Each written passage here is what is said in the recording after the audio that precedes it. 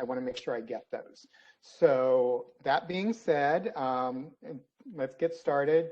For those of you who don't know me, my name is Mike Evans. I have been at OPM for close to 30 years now, about 29 and a half, I think. Anyway, I work in our benefits officers development and outreach. As you know, we're the liaisons for the agencies with regard to policy and regulatory issues. So just be aware of that. And, you know, we work with your headquarters benefits officers if there are questions regarding anything like that. I know reemployed annuitants, which we're going to cover today, and we're only covering a section of it, right? We're going to be covering the offboarding part of it. Onboarding is a whole other process, and that's where we get into coverage determinations and whatnot. But as far as the offboarding process goes, it is, for the most part, straightforward, although there are some pitfalls and some things to be aware of. Now, if you think this is really confusing and scary, don't worry. If it's any consolation to you, a funny story of how I actually ended up teaching this class years and years ago when I was relatively new to benefits officers liaison and development. My boss at the time came up to me and he asked me, well, what do you know about reemployed annuitants? And I said, well, essentially, I know that they used to work for the government, they retired, and now they're back. And he's like, well, talk to policy and learn about it because you're teaching a class this fall on it. So you know, that was basically my introduction to reemployed annuitants. So hopefully I will give you a little bit better one than that, and you won't have to worry about it. I think I've got all the information for you. So that being said, I'm going to share my screen and we can get started going through the presentation. Give me just a second here.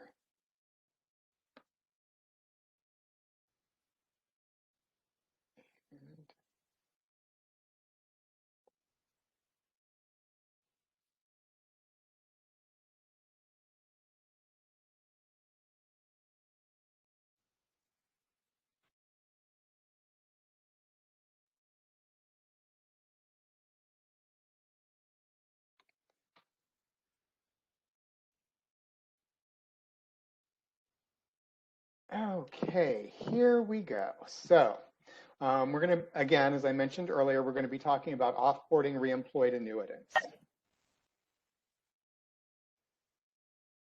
So there are some things that we need to take into consideration when we're dealing with this. The benefits upon separation, of course, is what we're really dealing with here, right? We're not only dealing with just retirement, which is the Fers and Fers annuity, but we're also dealing with how do we treat things like federal employees group life insurance, federal employees health benefits, Fehb, and how do we deal with death in services? All these things get to be a little confusing sometimes, but we're going to work through these. Now, what happens with FEHB when somebody separates? Well, it's actually pretty simple because remember when they're onboarding, you have, for those of you who have been through an onboarding class, for those of you who haven't, this is essentially what you're going to need to deal with. When you're onboarding somebody, they're automatically covered under FEHB at the agency unless they waive premium conversion. As far as offboarding goes, you don't have to worry about that. It gets very simple because either they have FEHB while they're with you or they don't. If they have it with you, once you notify OPM of the termination, we're going to transfer the FEHB enrollment in and resume FEHB withholdings from the annuity. If they waived premium conversion, the FEHB was being withheld from the annuity already, and if they didn't have FEHB with you at all, if they never had it, then there's nothing to transfer in. So again, you're going to contact OPM to resume the FEHB withholding premium from the annuity. Now, here's some information for those of you who haven't been to a reemployed annuitants class for a while. If this is a refresher for you, we've changed our process. Like I think it was last year. It's so funny with the whole COVID thing and us doing all this stuff virtually and teleworking. Time kind of sort of, I'm sure for most of you as well, kind of runs together, so you lose track of when things actually happened. But I believe this was last year. So what we ended up doing was we created a more efficient process. Prior to what we have now, agencies would notify us of the separation, and then they would have to send a separate email to FEHB and a separate email to Fehb, and so you would be dealing with multiple correspondences, and people were on different time frames, so things were never quite matching up. We've changed that. So now everything goes to one location. There's an email box, Reemployed Annuitant at opm.gov. That email box is specifically set up for sending reemployed annuitant processing information to OPM. Do not use the regular mail and fax like you had done before. Okay, reemployed annuitant at OPM allows you to report reemployment of a service annuitant, report a change in the appointment status of an annuitant that affects the annuity. So for example, let's say you've got somebody who is in a full-time appointment and suddenly that appointment changes to intermittent. Well, that's going to affect the appointment status of the annuitant because remember, intermittent time is not creditable as a reemployed annuitant. So we have a different thing that we're dealing with there, so we would need to know that. So just be aware that if there's a change in the appointment status, you're going to have to notify us.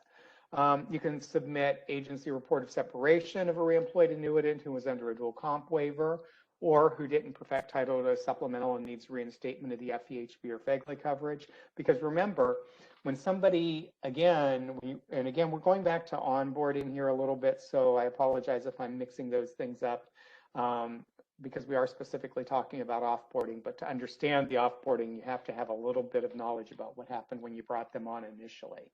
So initially, when you bring on a reemployed, when you bring on somebody who was retired, so now they become a reemployed annuitant, essentially the basic Fehb is going to be coming out of salary as opposed to annuity.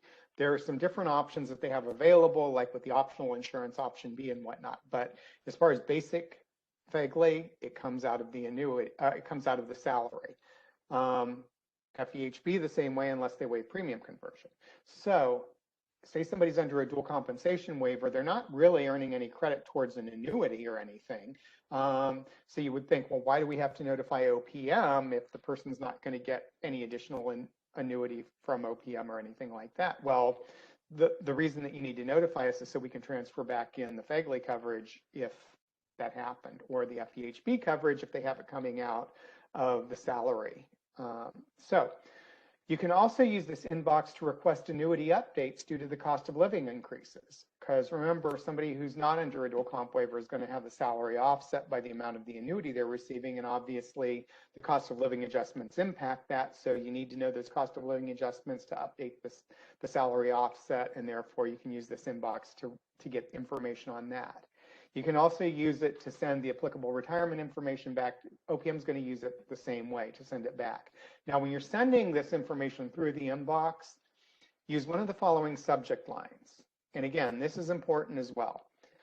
Notice of reemployment of a non-disability annuitant or notice of reemployment of a disability annuitant. You really need to specify whether it's a non-disability or a disability annuitant. And the reason that you're doing that is because the workloads are handled by different teams. Okay, so this is really going to facilitate who we get that email to. And if we know right away that it's a non-disability or a disability, we can forward that email right away to the appropriate team, and there's not going to be any backlog. And I know you guys want this information as quickly as possible too. So by doing this, by using the correct subject line, you're going to get that information and the response much quicker. BAL 19107 is the BAL that includes all the information regarding the setting up of this inbox. Now, FEHB at separation. Well, that, again, like I said, it gets really simple. A reemployed annuitant who wasn't enrolled as an annuitant can continue FEHB acquired coverage during reemployment if they meet the 5-year coverage upon separation from reemployment. Coverage prior to the original retirement can be used to meet the 5-year requirements. So essentially what we're dealing with here is normally if somebody retired and they had the 5 years of FEHB coverage at retirement and they carried FEHB into retirement, that's not a big deal, right? Because, you know, with the initial retirement, they had FEHB coverage. When they became a reemployed annuitant, that FEHB coverage would automatically be transferred back to the agency, and the person would be given an option whether or not to waive premium conversion. If they did not waive premium conversion, then the FEHB stays with the agency until that reemployment ceases.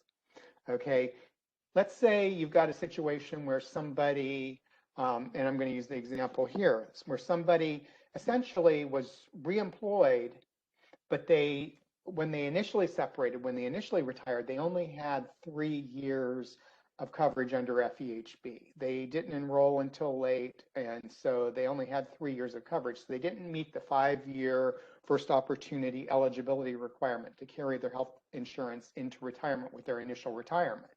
But they did have it for 3 years prior to that initial separation. They come back as a reemployed annuitant. They pick up FEHB again, and let's say they work for an additional 3 years. Well, now when they separate, they have 6 years of service. So now they have an entire 6-year period covered under FEHB at separation. So in that case, this person is now going to be eligible to carry FEHB into retirement. An individual who qualifies for when we get into Fehb, an individual who qualifies for a supplemental annuity or a redetermined annuity can continue the reemployment acquired life insurance and may elect between the reemployment acquired coverage and the suspended annuitant coverage. So just be aware of that as well. Now, let's say somebody, remember I said there are special election opportunities if they have the optional insurance. If the individual elected option B as an annuitant, the amount carried as an annuitant continues automatically. If the person elected option B as an employee after they've been reemployed, the suspended coverage minus any post-56 reductions or the reemployment acquired coverage, they actually have a choice. Now, let's say the individual has a choice between option B. They don't have to choose both the suspended insurances or the reemployed acquired insurances. They can pick and choose among those 2 types of insurances. Now, if a reemployed annuitant who was not covered as annuitant, initially as an annuitant, they can continue Fehb acquired coverage during reemployment if they meet the 5-year coverage requirement upon separation from reemployment. And again, just like with the FEHB, the coverage prior to the original retirement can be used to meet the 5-year requirements. So similar to that example I gave you for FEHB, same thing applies for Fehb separation. Now, 2818, I know that's everybody's favorite form because we've had issues with signatures and stuff. If a reemployed annuitant is continuing reemployment acquired basic or option A, B, or C, they must complete a new 2818 at separation or to elect reduction options. So just be aware of that. Reemployed annuitants with dual comp waivers in Fehb. Now remember, dual comp waivers are different because they're not subject to the salary offset. The person is not getting any credit towards retirement, so they're not really considered an employee for purposes of Chapter 83 or 84. In the event of a death in service, benefits are payable the same way they are as any reemployed annuitant who dies in service because, again, even when these people are under a dual comp waiver, if they have Fehb while they're an employee and they die in service, well, they're paying the premiums for that Fehb, so they're covered at that time while they're an employee because they're paying the premiums. It's coming out of their salary. And so if they die in service, that health insurance or that life insurance is going to pay out exactly the same way as it would for anybody else. Now, once they separate, they're not eligible to continue the reemployment acquired coverage. So again, because they weren't considered an employee, they were essentially working almost as a contractor or something. Now, as far as dental and vision goes, the Fehb program, just like with all other things with Fehb, a separated reemployed annuitant has to contact Benefeds at 877-888-3337 to switch premium withholdings back to the annuity. So again, with Fehb, they're always going to be going through Benefeds.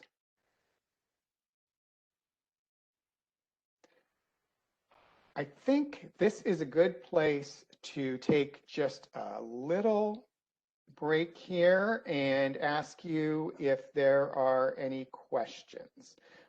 So give me just a second. Get back to the chat. I'm going to open it up for a few questions. I know we've got a lot of slides to get through, but I'm going to take about 5 minutes, to see if anyone has any questions over anything we've covered so far.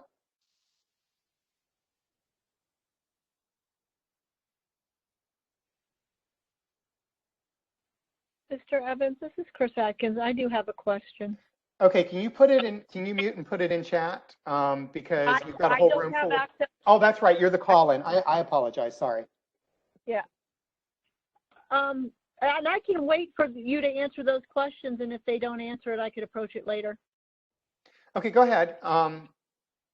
Well, I'm at Washington Headquarters Services, and we're having a really big problem with submitting onboarding and offboarding documents to you via your new procedure. And we've been advised to fax the documents to you all, and I've been following up with an email letting you know that they've been faxed. Are you aware of anybody else having this issue? Because I'm not sure whose end. You're getting my password protected document, but you're not getting the actual documents via email.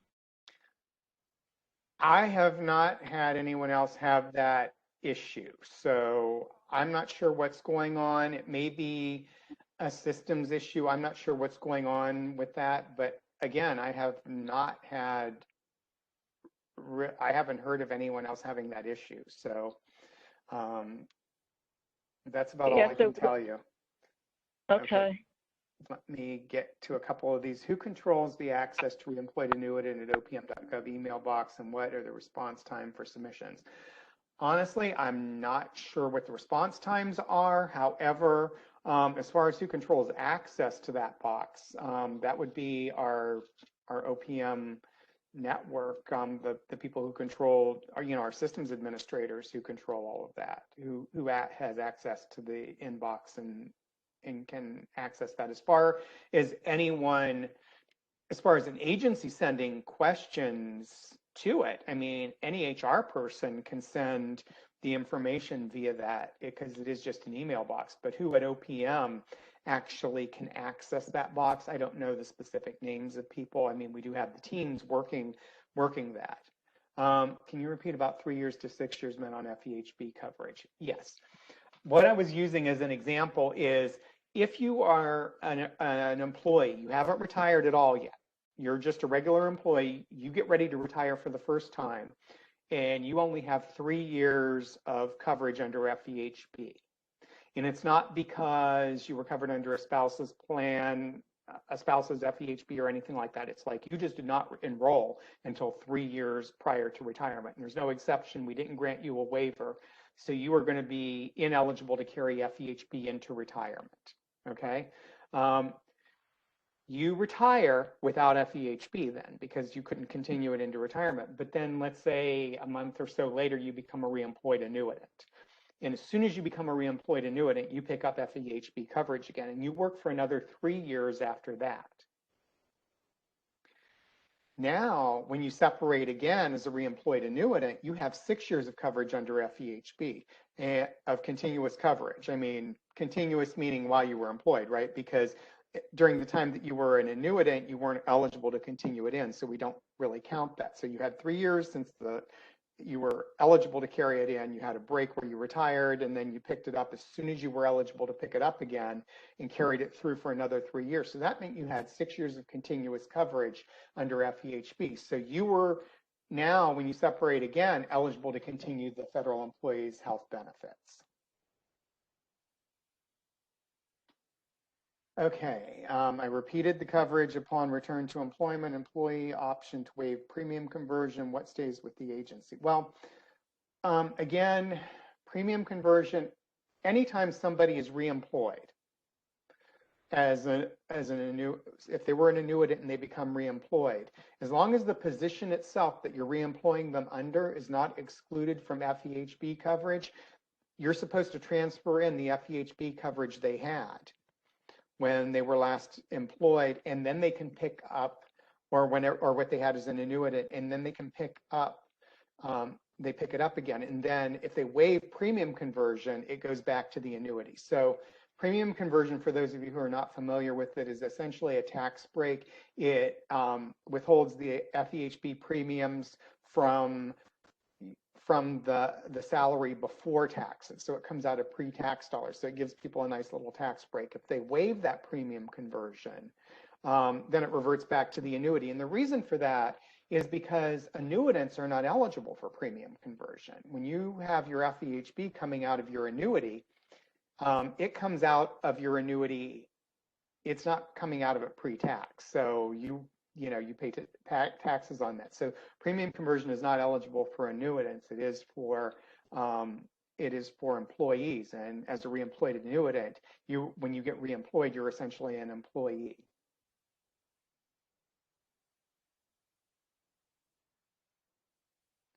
Okay.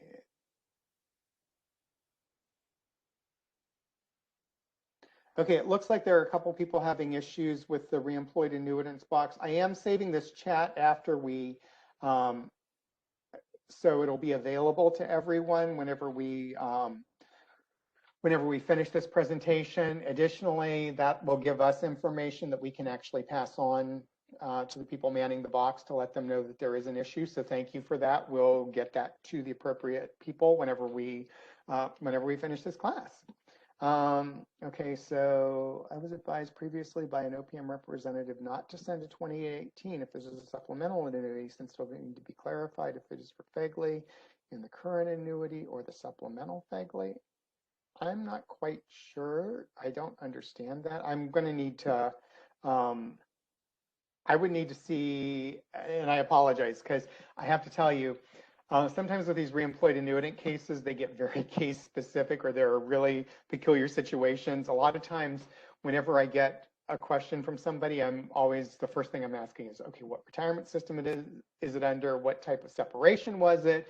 What appointment did you bring them back in on? There are a lot of things that we need to consider with reemployed annuitants. So I'm sorry if I can't answer that question right now. I don't have, or clarify it for you because I don't really have enough information. Yeah, the slides are available. Let's see. Okay, more issues with the inbox.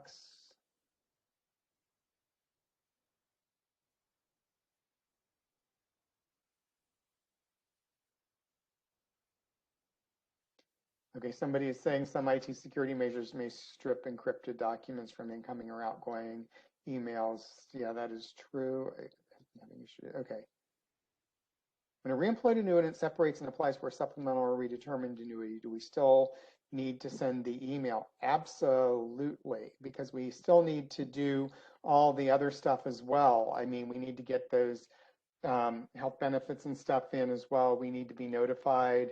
But yeah, if you had less time when you became reemployed, 2 years FEHB prior, 2 years reemployed, are you still able to take it into retirement because you signed up initially? Well, again, with that one, because it's still less than 5 years, it would have to be first opportunity from the original employment before they retired the first time. So I don't think so, unless there is something else going on there, like it was a disability or something. But normally we waive that anyway, and they would already have it. Annuities do not participate in premium conversion. That is absolutely correct. That's exactly why the agency has to transfer in the FEHB, because we are assuming that everybody wants that tax break. And that's why the agencies will transfer in the FEHB upon reemployment, because annuitants do not get premium conversion. And so when the FEHB comes out of salary, they do get the premium conversion. And then if they waive it, we send it back to the annuity. Okay. My chat is like jumping around. I apologize. I'm not sure why. I had this problem the last time. It's like some people had delays with their videos. I had delays with like the scrolling. Okay. To be clear, even reemployed annuitants with approved dual comp waiver have benefits transferred back to the agency. They can elect to waive premium conversions if they want to. That is absolutely correct.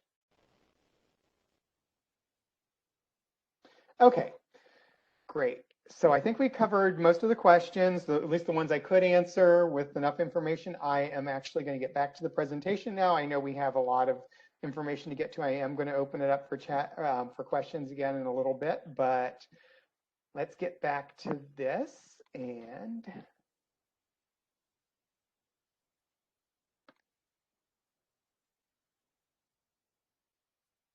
there we go. Okay, let's talk about what happens to the annuity at separation. Now, here's where it gets interesting, and here's where your counseling skills are really going to come into play. They can be entitled to a supplemental or a redetermined annuity upon separation. Of course, it really is going to depend. An employee who's not entitled to a supplemental or a redetermined annuity can apply for a refund of any retirement contributions withheld during reemployment. Now, we're going to get back into the supplemental and redetermined in just a minute. I do want to talk about death in service, though, too, because that I usually get a lot of questions about this. So survivors of a reemployed annuitant who dies in service may be eligible to continue the FEHB coverage. If the reemployed annuitant was not enrolled at retirement and enrolled in self and family plan upon reemployment, the survivor may be eligible to continue coverage. Now, that's for FEHB. For FEGLI, survivors of a deceased reemployed annuitant are entitled to the higher of the amount carried as an employee or the amount suspended as an annuitant. Excuse me. So essentially, we were looking at both here, and you don't, normally, as I said, when you get to the options and stuff, the retiree gets an opportunity to pick and choose. But survivors of deceased reemployed annuitants, we're going to give them the higher of the one carried as an employee or the one suspended as an annuitant. It's just we're going to pick the higher of it and pay that one out. Survivors are also entitled to option A, the amount carried as an employee, if they have that, and option B, what was elected, either continued as an annuitant or obtained as an employee. Now, what about the survivor annuity itself? Well, survivor annuities, they may be entitled to a supplemental or a redetermined annuity when the employee dies, and it's really going to depend on how much time they had. If the employee would not have been entitled to a supplemental or a redetermined annuity at death, or if there's no eligible survivor, then we're going to pay out a lump sum death benefit of any retirement contributions withheld during employment, during the reemployment period. Okay, so essentially what's going to happen is, obviously, if they're entitled to an annuity, we're going to give them the election. And if they're not, then the contributions that were withheld are going to be paid out. So it's very similar to the way it is when we're just dealing with a normal death in service. There are a couple other moving pieces, but with the supplemental and redetermined, if they're eligible for both, they get to pick which one they want. Now let's talk about this. Here's where we really get into something that tends to confuse HR specialists, and I know they do get questions about this whenever they're preparing people. For a supplemental annuity, the references are, the Title V references is 8344A and 8468B, that's for Sers and Fers respectively. Also, the CFR, 5 CFR 837503, and for the Sers and Fers handbook, section 1, that's chapter 100, section 100B3. That's one of the first chapters we actually updated when we started updating the handbook. So that one should be relatively up to date. I don't know that we have the reemployed annuitant at opm.gov in there yet. We've been updating other chapters, so we are going to get to this one as well, I promise. So just be aware of that.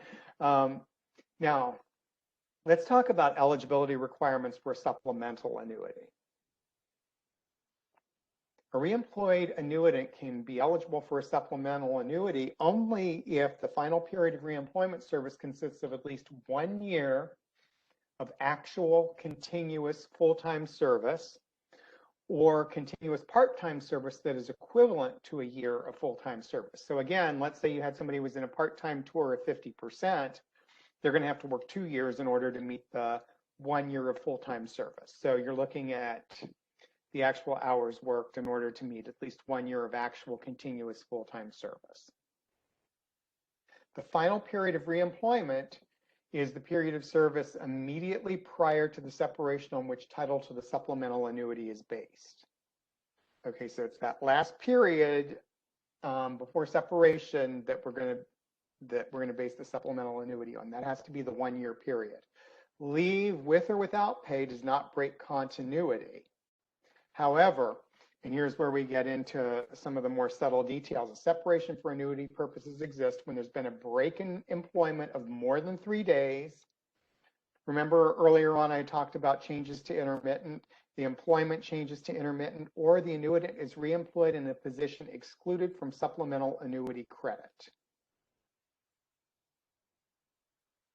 Leave without pay in excess of 3 days and periods in receipt of workers' comp prior to reemployment cannot be included in the 1 year of actual service needed for eligibility for a supplemental annuity. That's another big point to just make a note of. Now, the way we compute a supplemental annuity is actually different than the way we compute a regular annuity. A supplemental annuity is computed under the general formula depending on the annuitant's length of service and the initial retirement during the subsequent period of reemployment. However, here's where it differs. The average salary is the average of full rates of basic pay throughout the period or periods of creditable reemployment. The full rates of basic pay are those paid before the offset for salary for annuity. There is no high 3 average salary. The rates for all reemployment service are averaged even if the period exceeds 3 years. So if you get a supplemental annuity, we're averaging all the pay rates. It's not the highest 3 consecutive years. It's all the pay rates for the entire time you were reemployed that are going to get credited in that supplemental annuity. So it is a true average salary, not a high 3 or a high anything. It's just the average salary rates for that entire period. Now, the part-time computation differs as well, at least on the SERS side. The part-time computation for supplemental annuity it differs from the normal part-time computation on the SERS side. The annuitant receives full credit for the service, but the average salary is prorated by the part-time tour of duty. So just be aware of that. Now, to do this, you're going to use all periods of full-time or part-time service performed after the retirement date or the date of separation from the last period of reemployment on which a previous supplemental annuity may have been based. You're going to exclude any periods of less than a year of continuous service or the full-time equivalent of 1 year performed after the period of service on which the supplemental is based. Because remember, we're basing the supplemental annuity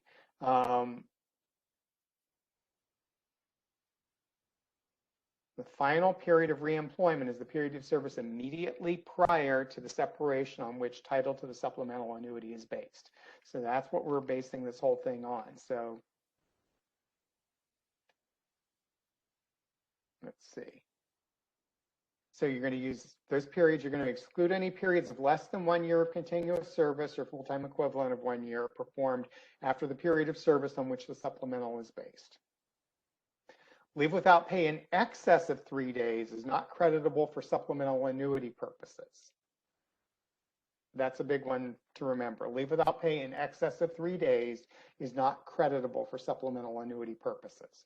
As previously stated, leave without pay is not considered a separation and doesn't break continuity of service. You are going to include unused sick leave earned during reemployment. Now, the SERS formula, the SERS supplemental formula is the basic SERS formula, 1.5% times the average salary, 1.75% times the next 5 years, and 2% thereafter. But where we use this formula depends on how much service the annuitant had at initial retirement. So let me clarify this for you, because just throwing that out there sounds a little weird, right? So if you had somebody that retired, say, with 30 years of service under CSRS, and then they become a reemployed annuitant, and they work for a year, and then they separate again, so they're entitled to a supplemental annuity, right? So no question there. They've got at least a year of service. It was full-time service. Retirement deductions were withheld. The salary was offset. Everything is good. It's just a regular, straight reemployment, covered appointment, everything. Because the person already had 30 years of service, we are going to use the 2% times the average salary for that year or for the number of years that that person worked. Let's say we had somebody who started late, like they had worked in private sector their whole life. They came in and they worked for 5 years and they were 62 after 5 years of service and they separated. So they only, as CSRS, got credit for 1.5% times their first 5 years of service. So their high 3 average salary, they got credit for 1.5% of their high 3 average salary for each of those 5 years. So now they come back as a reemployed annuitant, and let's say they work for another 2 years. Well, they've worked for 2 years, they're entitled to a supplemental only, and that's just regular reemployment. Again, we're assuming the salary was offset, there's nothing else going on, it was just a full-time 2-year reemployment. At that point, we are going to use to compute the supplemental formula 1.75% times the average salary for each of those 2 years thereafter, because the person already fulfilled the requirement and filled the first tier with the first 5 years. So really, with a reemployed annuitant, in most cases, you're going to see that first tier already filled up, and probably in a lot of cases, you're going to see everything where we're going to credit the supplemental formula using 2%. However, when we get to Fers, there's only really one tier for that, so it's a little bit different. But for CSRS people, generally speaking, you have to have 5 years, even for a disability, in order to qualify for any annuity at all, unlike Fers, where the disability annuity can begin as early as 18 months after initial employment. For CSRS people, you have to have 5 years to even qualify for a disability. So generally speaking, that that 1.5% tier is always going to be filled up. When you start calculating a supplemental, in most cases it's going to be at 2%. Sometimes it could be at 1.75%. Now, as far as CSRS survivor benefit elections, well, CSRS survivor benefits for supplemental annuity can only be elected if they were elected with the initial annuity. Now, this is going to differ when we get to redetermined annuities. Redetermined annuities are completely different. We're going to cover that next. Right now, we're talking about supplemental annuities. Supplemental annuities, the survivor benefit for the supplemental annuity can only be elected if they had a survivor annuity in the initial annuity before reemployment. If that was elected at retirement, benefits will be provided with a supplemental annuity unless the reemployed annuitant elects in writing not to provide them. Now, this is, again, where it differs from a regular retirement for the first time, is that spousal consent is not applicable for the supplemental annuity. A person who let's say they worked initially with their initial retirement, they elected full survivor benefits. Then they became a reemployed annuitant, qualified for a supplemental annuity, and retired with that supplemental annuity. They wrote to OPM and said, I don't want to provide a survivor annuity for the supplemental.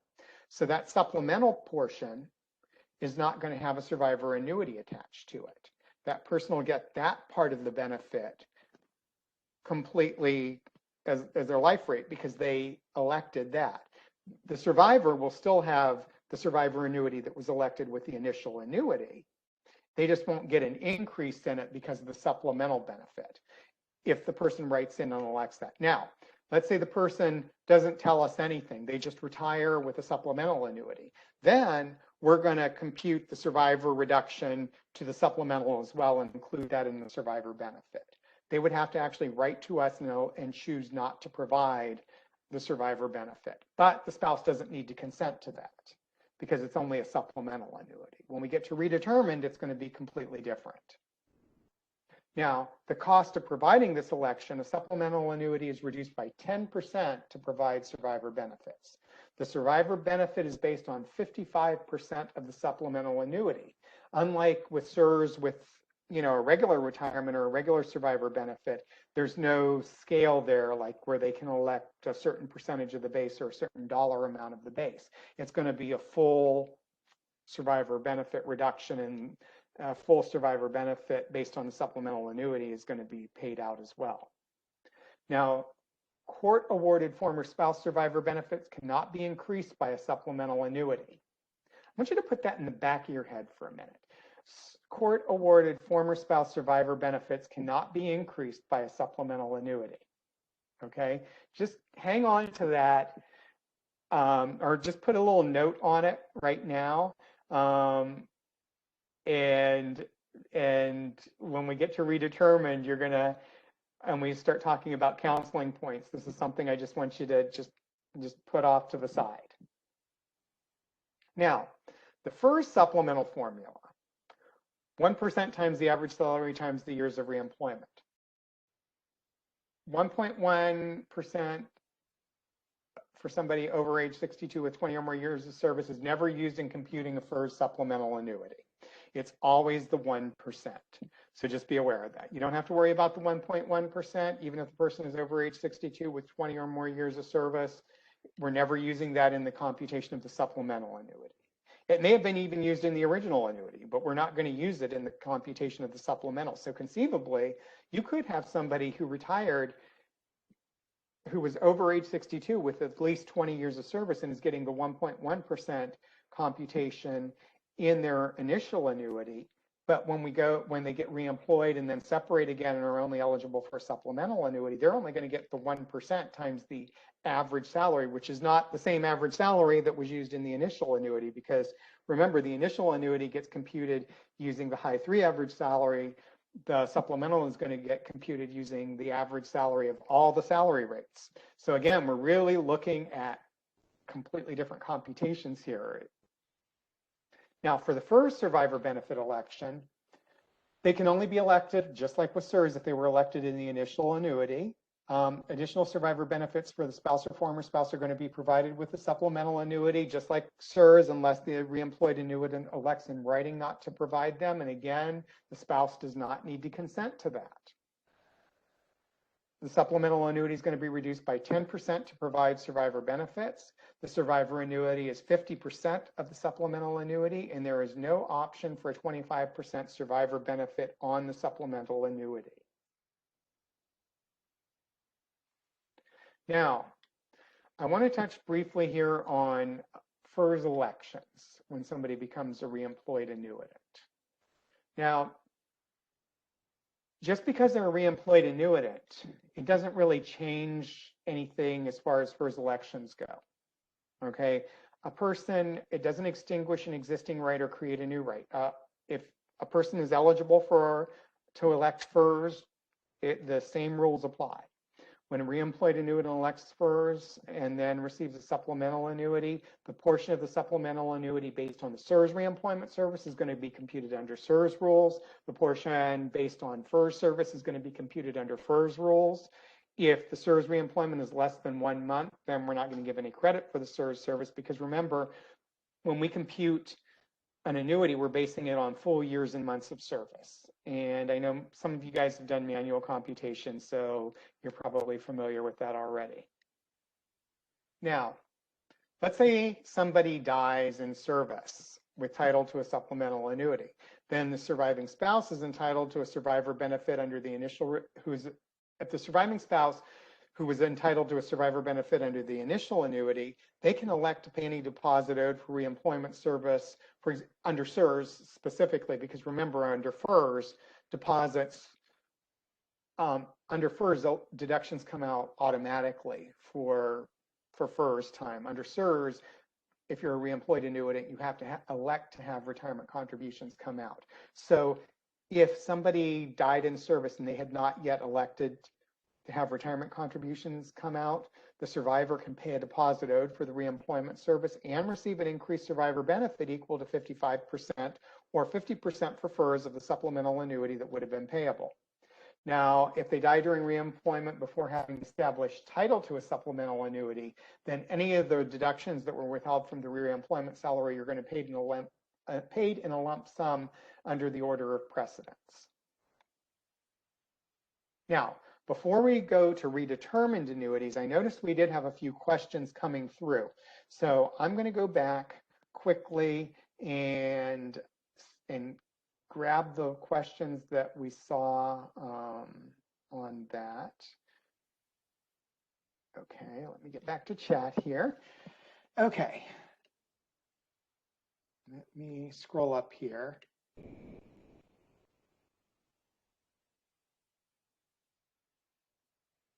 Leave without pay prior to reemployment. Why would you look at that for title to a new supplement or redetermination? Well, yeah, I'm not really sure. We don't look at it because it's not creditable.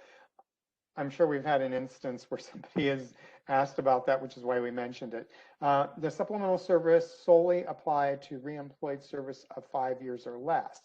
I'm going to get to that. So I'm going to ask you to hold off on that question. We're going to talk about that after I get through the redetermined part. I'm going to go into some details about that. And the short answer is no, which brings up a lot of interesting questions. Now, is there a time frame the reemployed annuitant must write to OPM requesting not to give supplemental annuity to a survivor? Well, they're definitely going to have to do it. I would suggest doing it whenever they submit the application, because realistically, they're applying again, and so they need to let us know whether we're going to add to the survivor benefit or not. So really, just like with any other survivor election, it should follow the same rules. I mean, they should notify us with the initial retirement. You're not going to notify us ahead because we don't really deal with it until the person separates again. And so while they're married and everything, you want to, that's fine. Anything could happen, while they're working, but once they get ready to separate, they're going to need to notify us. Let's see if they're a congressional employee, can the supplement be calculated at the 1.7 as long as they have not hit their 20 years of service, or is all the supplemental calculated at 1%? That's a good question. I believe it's all calculated at the 1%. I will have to double check, but I believe it is calculated at the 1%. But I'm not sure. I've got to double check on that. That's interesting. I'm sorry, I'm having a complete brain freeze, and I should know this. So I apologize in advance. What would the retirement coverage be under a dual comp waiver for an employee that retired under Fers in 2016? Well, essentially at that point, they are going to be FICA because, they're not going to have retirement coverage. There's no retirement coverage at all. And FICA isn't really a retirement system. And since they're not withholding retirement coverage, they are essentially working like a contractor. So FICA only is what's going to come out of that. Okay, I'm going to go back to redetermined annuities because I think this is going to bring up some interesting questions, or at least answers. I know it's going to answer at least one question. So let's get back to this and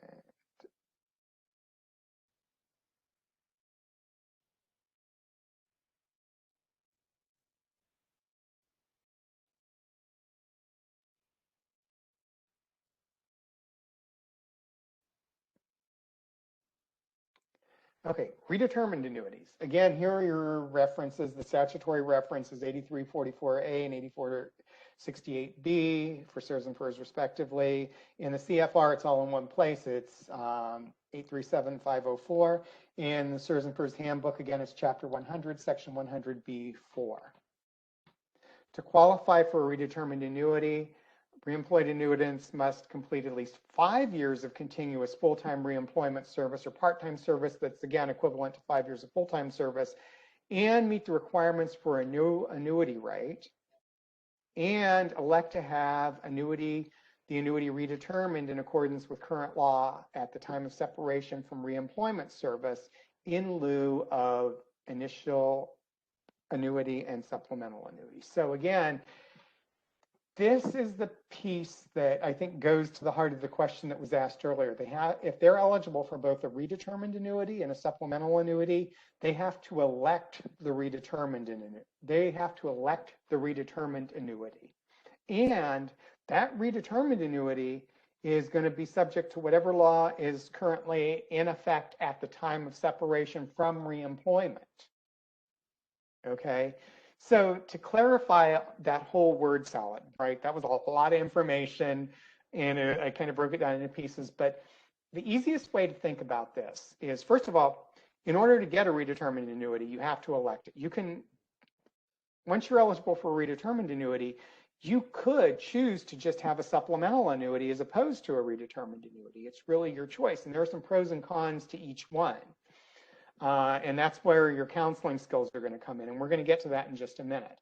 But if somebody elects a redetermined annuity, the best way, and for those of you who, if this is a refresher for you, and you've been through one of my Reemployed Annuitants classes before, I know you've heard this, but I'm going to take you all back to the 80s and tell you that if you have a redetermined annuity, the easiest way to remember it is to think of the Madonna song, Like a Virgin, because that is exactly how we treat redetermined annuities. It's like the person retired for the very first time, okay? So again, we forget that they retired for the first time. We just pretend that they're retiring for the first time right now. So if you want an earworm and an easy way to remember this, this is the way that I found that people find a humorous way to remember this. So hopefully that helps you with redetermined annuities. Now, when OPM receives documentation that the reemployed annuitant is separated with more than 5 years of reemployment service, OPM is going to send the annuitant an election letter explaining the differences between an initial annuity with a supplemental annuity and what it's going to look like if they elect a redetermined annuity. If they elect the redetermined annuity, then the annuitants can make all new elections concerning survivor elections, military and civilian deposits, all that stuff. So they get to make all new elections. Huge, right? So, you know, that's a big deal. So let's say somebody, I'll give you an example. Let's say somebody got married after retirement, and post-retirement marriages can get very expensive because you got to go retroactive and everything else. Let's say we've got somebody who got married after retirement. They never did that. They never did a retroactive survivor election, or they couldn't because they missed the time frame or whatever. Now they want to provide their spouse with a survivor annuity. They're eligible for a redetermined annuity. They can elect a redetermined annuity and provide a survivor benefit to their current spouse now. Let's say for whatever reason they did not pay their military deposit initially when they separated with their original retirement. Now they've worked for at least 5 years of reemployment service and they elect a redetermined annuity. As long as they pay that military deposit prior to their separation, they can do that. They couldn't do that as a reemployed annuitant eligible only for a supplemental annuity. They'd have to wait until they established a new annuity right to make that deposit for military service and get a redetermined to have us recompute that initial annuity. So again, get to make all new elections. If no election is made, the elections made with the initial annuity are retained. An election of less than full survivor benefits requires spousal consent. Okay, again, here we are, we're talking about spousal consent. Remember, with a supplemental, they did not need their spouse's consent to not provide a survivor benefit. All they had to do was write us. If they elect a redetermined annuity, then we're going to recompute the annuity like they retired for the very first time, and they have to provide a full survivor annuity to their spouse unless they get their spouse's consent to something less than a full survivor annuity. So in some cases, that's going to be the determining factor as to whether or not somebody elects a supplemental or a redetermined annuity. This person may be like, my spouse is getting enough, I'm done. Nope. And choose to elect the supplemental as opposed to the redetermined. Additionally, when we get to court orders, we're dealing with something else, because remember, the supplemental annuity is not subject to a court order. So let's say somebody got divorced after retirement, or they got divorced before and the original annuity had a court order affecting parts of it, but the supplemental annuity doesn't. This person may not want their former spouse to get anymore, so they may elect a supplemental as opposed to a redetermined to keep that former spouse from getting any more if the court order was worded in that way. If they got divorced after their initial retirement, again, the court order wouldn't offset the supplemental annuity, but it could impact a redetermined annuity. So that may be another reason why somebody would elect a supplemental as opposed to a redetermined. So as you can see, there are a couple ways this can go, particularly when we start dealing with survivor benefits. Now, the SERS redetermined annuity, unlike the supplemental, I mean, it's computed under the general formula unless the annuitant qualifies for retirement under the special provisions like law enforcement officer, firefighter, ATC, congressional, etc. Unused sick leave in the initial annuity computation plus the unused sick leave earned during reemployment are used in the redetermined annuity. And part-time services computed under the SERS part-time rules. Again, we're talking about SERS here.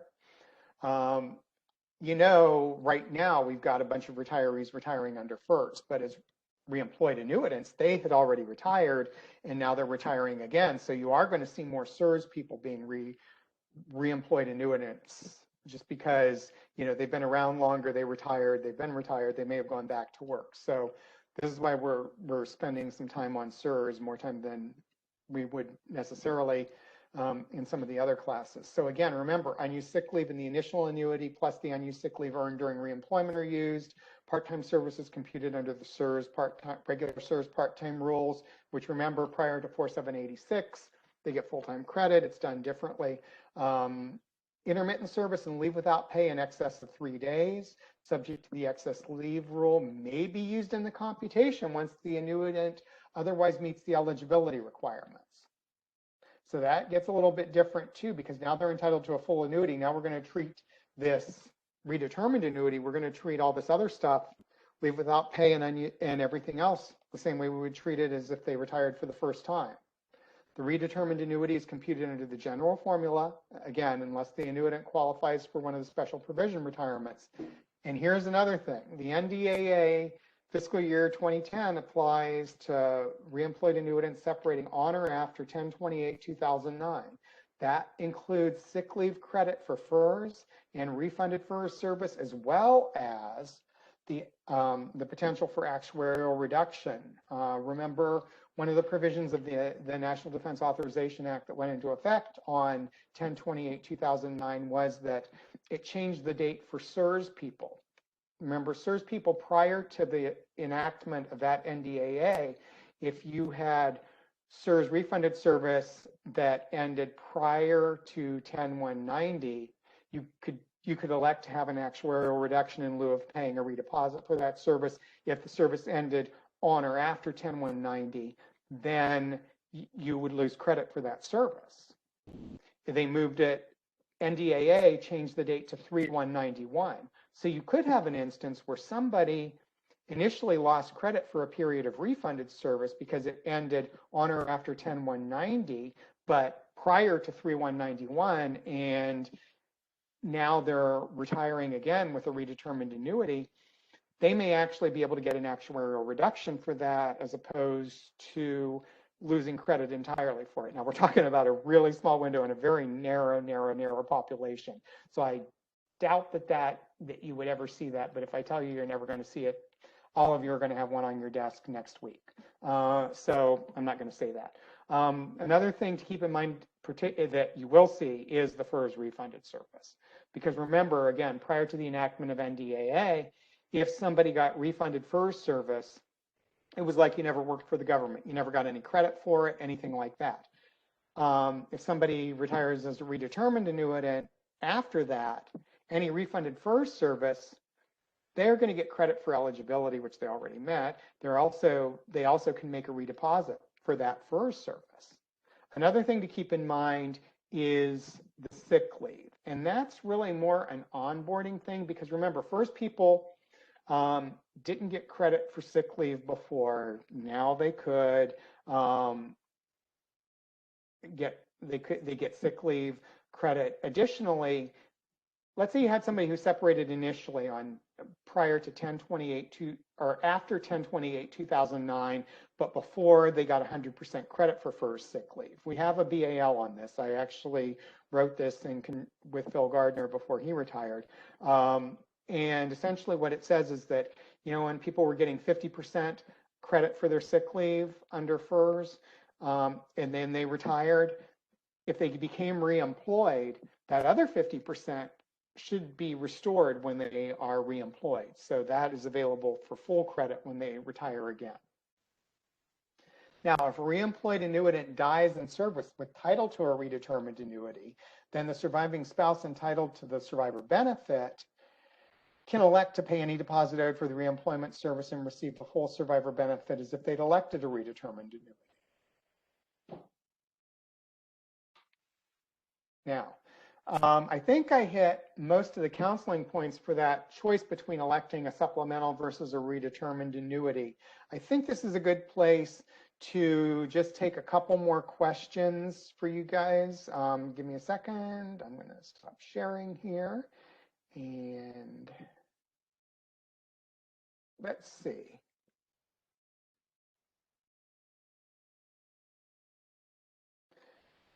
Okay, is the spousal consent required in the event of a redetermined annuity? If somebody elects a redetermined annuity, then they're going to get a full survivor, they're going to have to provide a full survivor benefit unless they get their spouse's consent to something other than a full survivor benefit. Shall be date. No retirement deductions are automatically withheld unless CSRS reemployed annuitant elects to join Fers. Should they be placed in none and FICA? Okay, that's not entirely correct. Reemployed annuitants who are who were a CSRS retiree, they become a reemployed annuitant. They have the opportunity at that point. Initially, we're not going to withhold any CSRS deductions from them. However, they have the opportunity, as long as that appointment isn't excluded, they can elect to have retirement contributions come out. So a CSRS person is going to be able to elect to have retirement contributions come out of their salary. They do have to elect them in writing, and the election is prospective.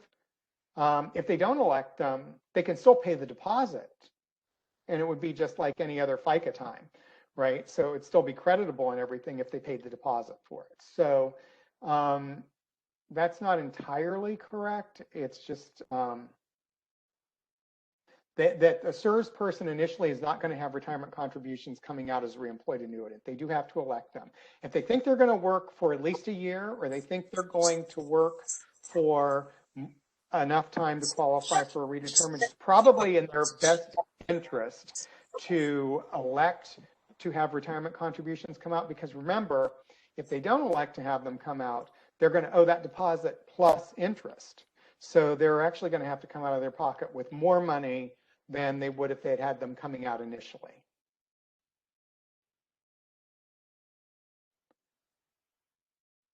Okay, is it correct to say that if an individual retires under early out, returns as a reemployed annuitant, and works 5 years, that individual will need another early out authority if 5 years they do not meet the age and service requirements for regular retirement? Okay, yeah. So when we're talking about, and that's only for CSRS though, okay, so here's the thing. Early out is different too. Actually, not an early out. Early out is not correct either. Let me kind of clarify this. I get where you're going with this, and I totally understand it, so I'm going to take a minute to explain this. When a CSRS, this only applies to CSRS people, so only CSRS people. When a CSRS person is separated based on an involuntary separation, not an early out, but an involuntary separation. So it's a discontinued service. They are removed. They have no choice. They have to go. Their position's being abolished. They're being removed for whatever reason, be it performance or whatever. As long as it's qualifying for a DSR, it's fine. But it is a DSR. It's an involuntary separation.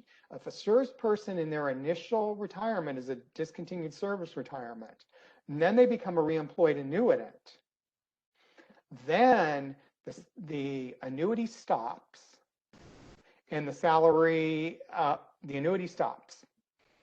And the person is essentially like a rehire, okay?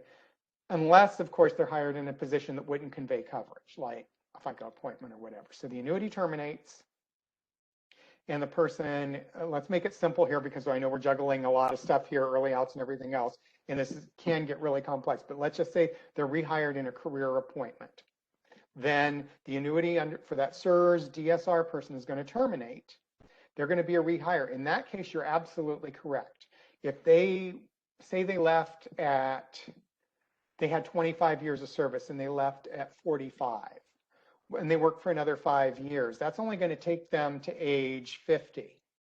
If they want to retire voluntarily, they can't, because SURS requirements, the minimum retirement age for SURS people is 55, no matter how much service you have, right?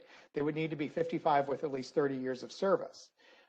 So that person would need to work until they met the age and service requirements, unless there was, for example, an early out, or their position was being abolished again, in which case then they could qualify again for either another DSR or an early out, something like that. So I hope that clarifies the question. Now, for Fers people, that's never the case.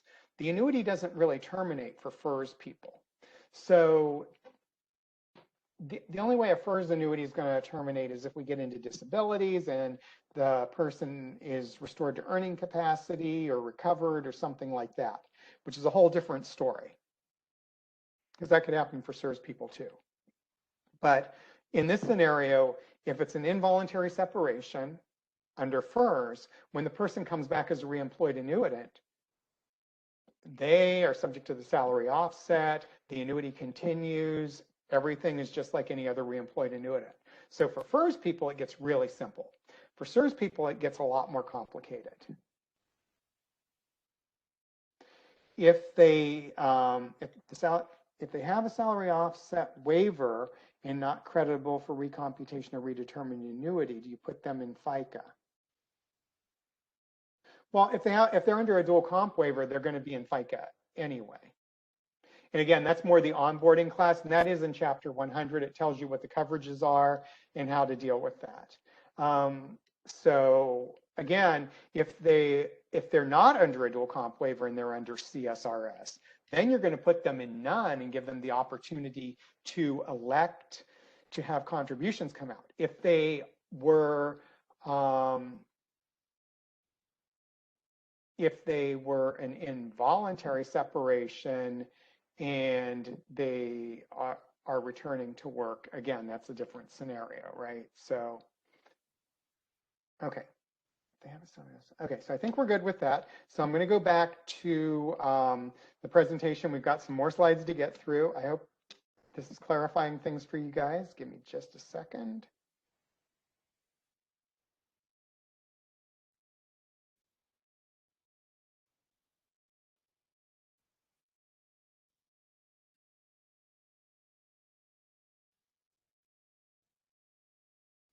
Okay. Now, deposits for reemployment service. For SURS, generally speaking, in order to use the reemployment service in the computation of a SURS supplemental or redetermined annuity, they have to have either had the contributions withheld from salary, or they need to pay a deposit for the reemployment service, and that includes service prior to the election. To have contributions withheld. So in some cases, you're going to when you onboard somebody, no retirement contributions are going to be withheld. They have to elect them. So let's say it's been a month, because they came back, they're getting settled, they're dealing with Fehb and all that other stuff.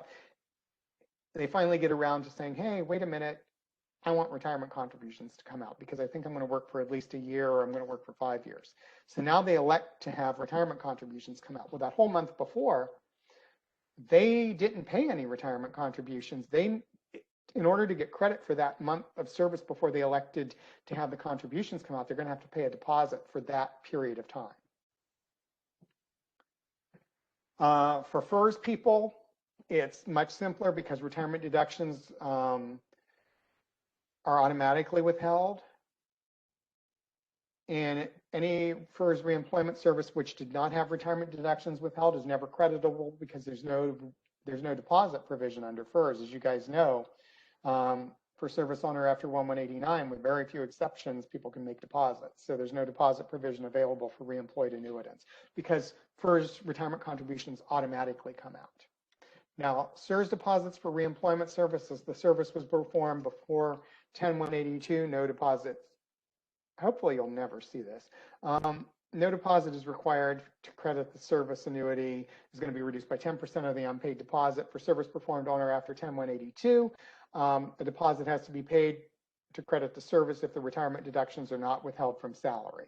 So I doubt that you have any reemployed annuitants who have been reemployed annuitants since before 10/182, because honestly, 10/182 was probably about the time I started college, and I am about eligible to retire now, and that includes, like, you know, the whole time. We're going back about 40 years now. So I doubt that you'll see that because they would have had to have retired initially anyway and then continued to work for another 40 years. So redetermined annuities, the entire period of continuous service on which the redetermined annuity is based has to be covered by retirement deductions, either through the election of deductions or through paying a deposit.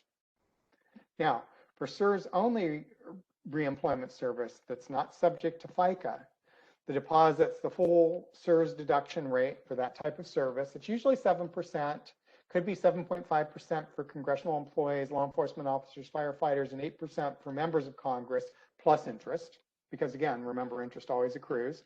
For SERS offset reemployment service, it's different. The deposit is the SERS offset deduction rate, which is currently 0.8% of basic pay.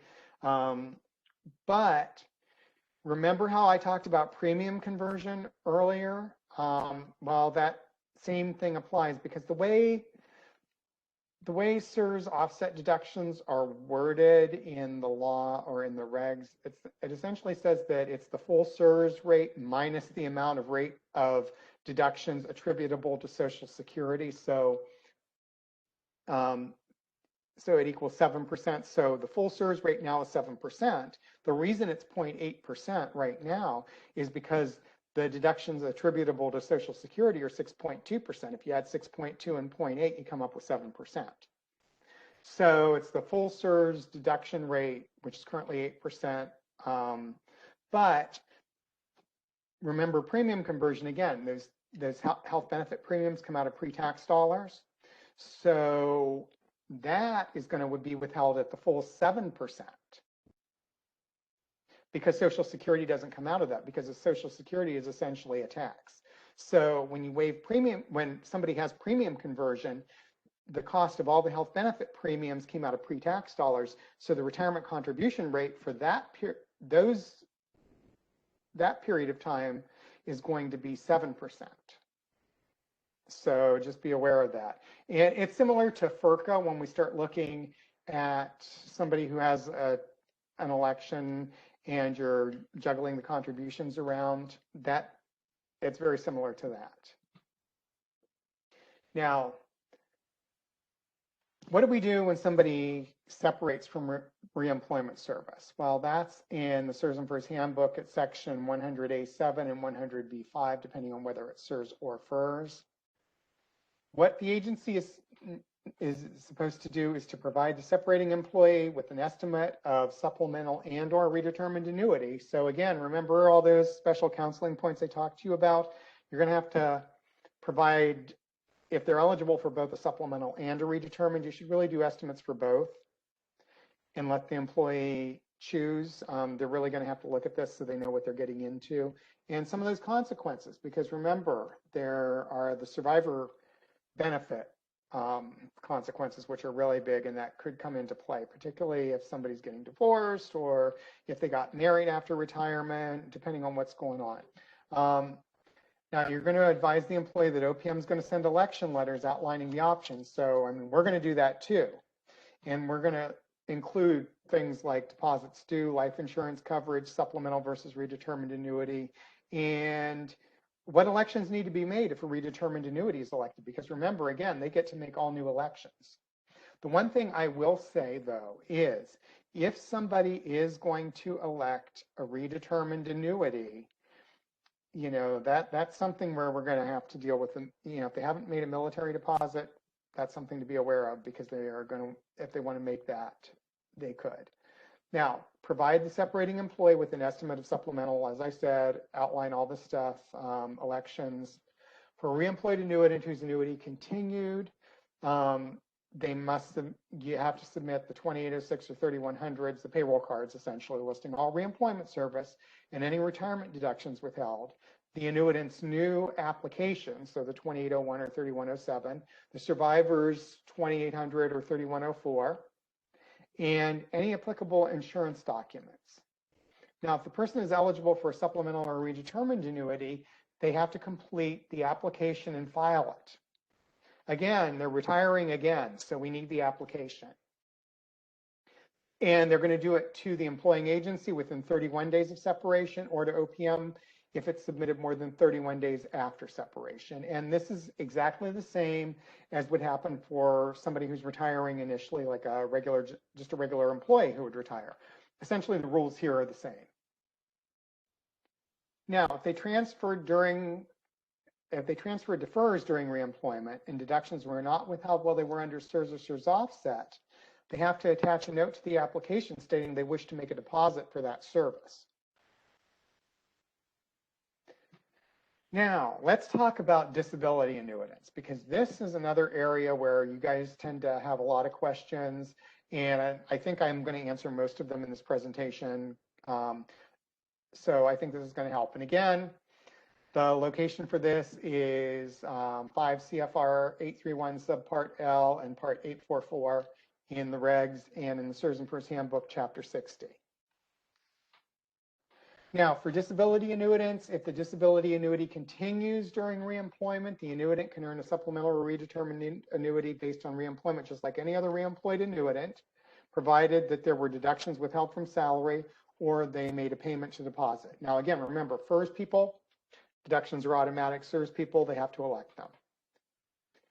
Now, if they're in reemployment of OWCP recipients, well, that's a little bit different, and that's covered. The statutory citation is 5 U.S.C. 8332 FM and 8344A and 8468B, and the SERS and Fers Handbook, that's Chapter 102, and it's specifically Section A 3.1-2. An employee who retires under disability or any other provision of law, or who retires under disability and also files for OWCP benefits is an annuitant, even though the annuity may be suspended while they're receiving OWCP. So they could retire under another provision of law and also be under OWCP. We do see that on occasion. Somebody goes out on a DSR rather than a disability, because in some cases, and this is something that you may see as well, we have a BAL on this as well. As you know, for Fers people in particular, this comes into play. And this is not specifically reemployed annuitants, this is just regular retirements under disability. If somebody qualifies for a disability and they're being removed from their position, okay? So they qualify for a disability, they can't perform the functions of their duties, they're going to be removed. Then they could qualify for a DSR if they meet the age and service requirements, right? So 50 and 20, any age, and 25 years of service. It's not on misconduct or delinquency, it's just because they can't perform the duties of their job. They could also qualify for a disability annuity. But again, remember, if they're eligible for an immediate annuity, then they're not going to or if they're eligible for an immediate voluntary annuity, let's say they have their 30 years of service, they're at their MRA. Okay, a person's eligible for an immediate voluntary annuity, they can go out on that, but they can't do their job. They're considering going out on a disability annuity. I'm sorry, I misspoke earlier, but their immediate voluntary annuity, they're eligible for that. They can go out on that. Okay, so not the DSR, but the regular immediate annuity. So they are at their MRA, they have at least 30 years of service, or they're 60 and 20, whatever. Can't do the job, rather than go on a disability, they're only going to get their earned rate if they retire under an immediate voluntary annuity, right? So that's a problem, because with the immediate annuity, they can get the Fers annuity supplement as well. If they go out on a disability annuity, we would compute the annuity based on their earned rate only, because it's an immediate voluntary retirement. They could have just gone out under a regular voluntary retirement and gotten that. In that case, before you separate them, you have to give them the option and say, hey, do you want the disability annuity? You know, this regular voluntary retirement is actually going to give you more money, or a DSR, but you were eligible for a regular voluntary annuity. This regular voluntary retirement is going to give you more money because you're going to potentially be eligible for the annuity supplement as well. Okay, so in that case, you do see people who retire under another provision of law and also file for OWCP benefits, again, because maybe the workers' comp is going to give them more than the annuity. In any case, regardless of whether it's just a regular disability or it's that another provision of law, we can't pay them an annuity while they're in receipt of workers' comp. So the annuity is going to be suspended. They're receiving workers' comp, but because they already applied for it and are eligible for an annuity, we consider them an annuitant. As such, reemployment provisions apply as they would with other reemployed annuitants. Okay, and that is really where I end. If you guys have any questions, I'm going to take them now, and give me a second to stop sharing here, and we're going to open this up. We do have a little bit of time left, so I want to make sure I get all your questions. Okay.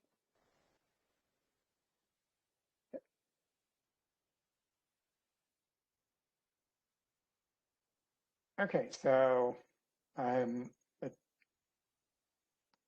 anybody got any questions? Feel free to either, do we have any of the call? I know we have a call-in person. Does the call-in person have any questions?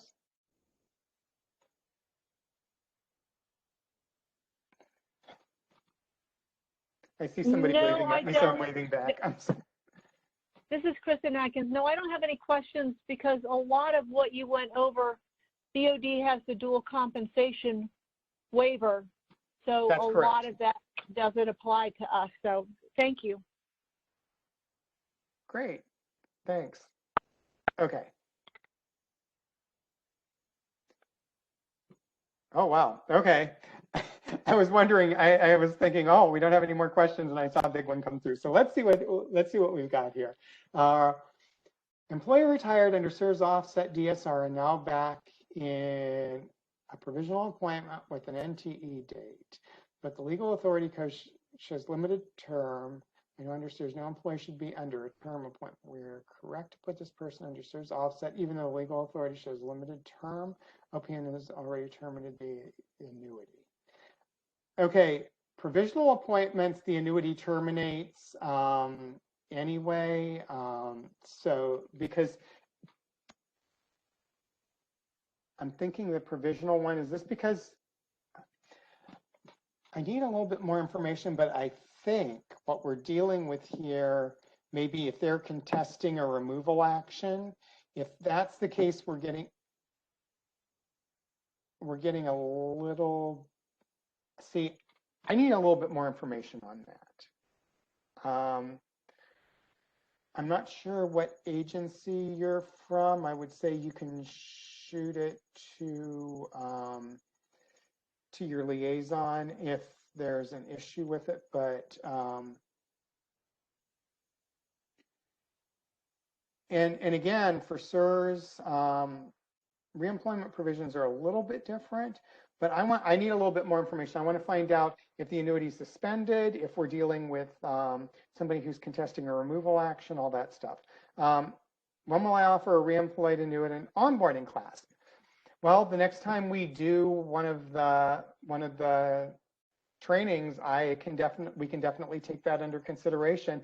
I mean, I've got onboarding and dual comp waivers. I've done that the last few times, so that's why we've done offboarding this time, because we haven't done the offboarding in a while. And as you guys know, we've got another transition coming up in November. I mean, anytime we have an election year, regardless of whether or not the administration changes. A lot of people decide to leave, and everything, it's just the way it is. And plus, we're coming up on the end of the year, and a lot of people leave in December anyway, at the end of December. So, we decided that offboarding,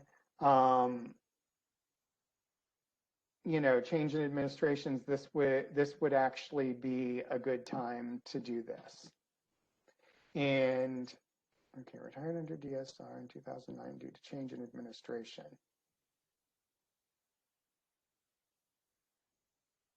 Okay, now I have more questions, because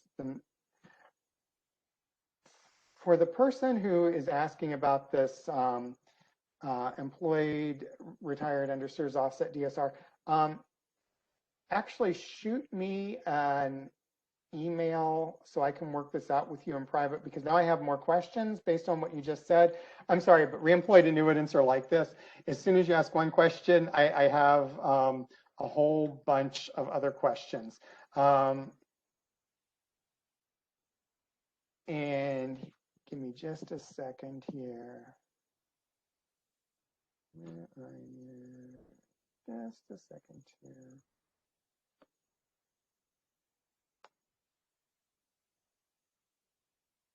I apologize, everyone. Give me just a second here.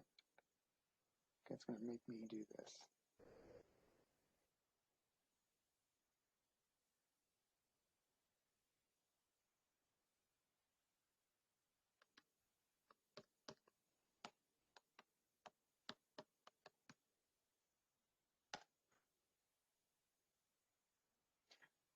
Okay, perfect.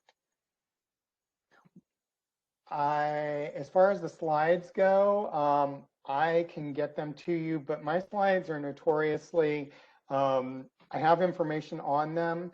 I don't really send them out to everybody. I mean, we've got, it's essentially what's in chapter 100. Again, if, if anybody has any questions, we can get some slides to people. These slides are definitely going out there. And again, if you have any questions, I would suggest working through your liaison. We will be doing more classes like this. And of course, depending on your feedback as well, if you think this is helpful, definitely let us know. If you really like this event, we want your feedback.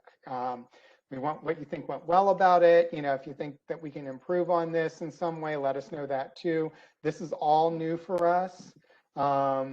And what is the time frame for OPM to process and pay the redetermined annuity for a reemployed annuitant? I'm not really sure. I'm not in processing. I know it is a special workload. It's definitely a post-adjudication function. So it does take a little bit more time generally, but I'm not sure how much more. I think it's still in line with, I'd like to say it's within line with our 90 days, but of course it depends too on if we need more information, how quickly people get stuff back to us. Because again, remember, particularly for CSRS reemployed annuitants, if they didn't pay that deposit before they separated, now they've got to look at, and if they qualify for both a supplemental and a redetermined, not only do they have to make an election between a supplemental and a redetermined, but now they have to decide if they owe deposits, if they want to pay them, if they have enough service without them, all those kind of things. Sometimes some of the delays are that the person is still trying to decide. Some of it is us. I mean, it is a different workload, but I wish I could give you a time frame. Unfortunately, I can't. Okay, anybody else? I'm going to give you just a couple more minutes, and thank you guys. I am really happy to do this. I hope you enjoyed it. I'm coming to you live from my kitchen in case you wondered where I'm at and everything. But I hope everything is going well with you guys. I hope you all are enjoying your experience wherever you are, and I hope everybody stays safe and healthy. And thanks again for attending. I really appreciate it. I hope you enjoyed it, and have a great day.